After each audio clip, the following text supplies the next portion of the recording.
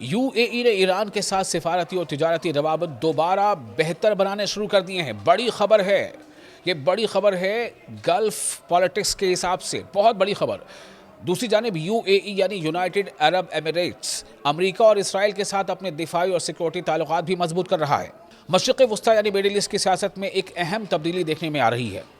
Financial Times کی ایک report کے مطابق متحدہ عرب امارات یعنی یو اے ای نے خاموشی سے ایران کے ساتھ اپنے سفارتی اور معاشی تعلقات دوبارہ بہتر بنانے کا عمل شروع کر دیا ہے۔ سفارتی یعنی ڈپلومیٹک، معاشی یعنی اکونومیکل، ٹھیک ہے۔ دلچسپ بات یہ ہے کہ اسی دوران یو اے ای امریکہ اور اسرائیل کے ساتھ اپنے دفاعی اور سیکورٹی روابط بھی مزید مضبوط بنا رہا ہے۔ رپورٹ کے مطابق جنگ کے بعد یو اے ای میں معمول کی معاشی سرگرمیاں بحال ہو رہی ہیں۔ اسی سلسلے میں ایران کی پروازیں یعنی ایران کی جو فلائٹس ہیں وہ بھی دوبارہ شروع کر دی گئی ہیں، جو لڑائی کے آغاز کے بعد پہلی بار بحال ہوئی ہیں۔ اس کے علاوہ تقریباً 20,000 ایرانی شہریوں کو بھی یو اے ای واپس آنے کی اجازت دی جا رہی ہے، جو جنگ شروع ہونے کے وقت ملک سے باہر تھے۔ یاد رہے کہ ایران اور امریکہ اسرائیل کشیدگی کے دوران یو اے ای بھی اس صورتحال سے براہ راست متاثر ہوا تھا۔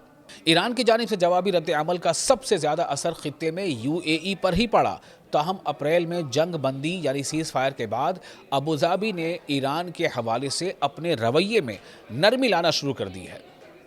رپورٹ میں کہا گیا ہے کہ ایران اور امریکہ کے درمیان ہونے والی مفاہمتی کوششوں یعنی ایم او یو جو سائن ہوئی تھی، میمورنڈم آف انڈرسٹینڈنگ، ان کوششوں میں جن کا مقصد جنگ بندی کو برقرار رکھنا اور اسٹریٹ آف ہرمز میں تجارتی سرگرمیوں کو بحال رکھنا تھا، اس کوشش نے بھی یو اے ای اور ایران کے درمیان معاشی روابط بڑھانے میں اہم کردار ادا کیا۔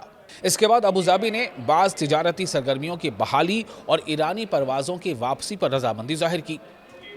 رپورٹ کے مطابق یو اے ای کے صدر شیخ محمد بن زائد نے ایران سے متعلق معاملات کی نگرانی اپنے 3 بھائیوں کے سپرد کر رکھی ہے، جن میں قومی سلامتی کے مشیر طاہنون بن زائد بھی شامل ہیں۔ دونوں دیشوں کے درمیان یعنی ایران اور یو اے ای کے درمیان تعلقات میں بہتری کا آغاز اس وقت ہوا جب یو اے ای کے نائب صدر منصور بن زائد اور ایران کی پارلیمنٹ کے اسپیکر محمد باقر قالیباف کے درمیان رابطہ ہوا۔ اماراتی ماہر سیاست عبدالخالق عبداللہ کا کہنا ہے کہ بات چیت کا آغاز ایران کی جانب سے کیا گیا تھا۔ ان کے مطابق یو اے ای کو یہ اندازہ ہو گیا تھا کہ جنگ کے ذریعے نہ تو ایرانی حکومت کو ختم کیا جا سکتا ہے اور نہ ہی ایران کی انقلابی گارڈز کو مکمل طور پر شکست دی جا سکتی ہے۔ تاہم ایران کے ساتھ تعلقات میں بہتری کا یہ مطلب ہرگز نہیں کہ یو اے ای نے اسرائیل اور امریکہ سے فاصلہ اختیار کر لیا ہے۔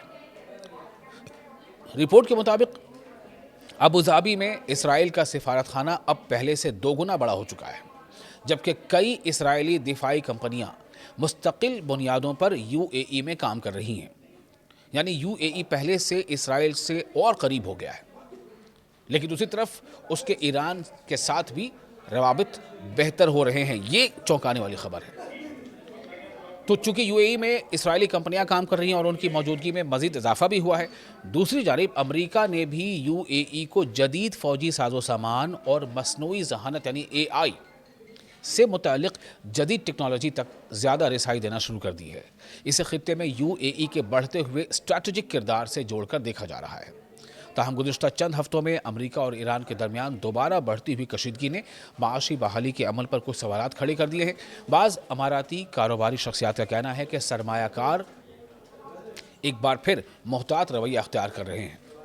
اب سب کی نظریں اس بات پر ہیں کہ کیا یو اے ای ایران کے ساتھ بہتر ہوتے تعلقات اور امریکہ و اسرائیل کے ساتھ مضبوط شراکت داری کے درمیان توازن یعنی بیلنس برقرار رکھ پائے گا یا نہیں۔ آپ اس ویڈیو کے بارے میں کیا سوچتے ہیں؟ آپ اپنے تاثرات ہمیں کامنٹ باکس میں شیئر کریں۔ ویڈیو پسند آیا ہو تو لائک اور شیئر ضرور کریں۔